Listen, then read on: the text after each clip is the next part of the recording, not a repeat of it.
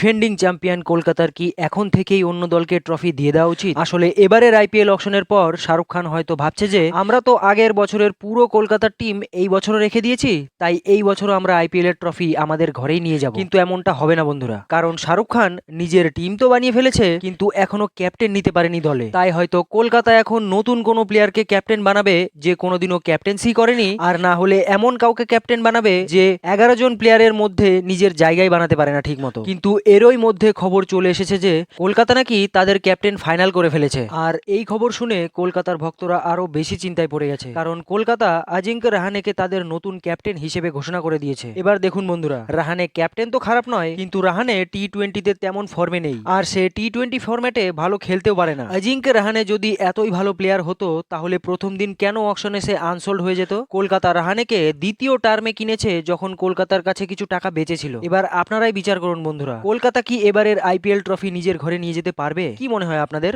নিচে কমেন্ট করে অবশ্যই জানাবেন।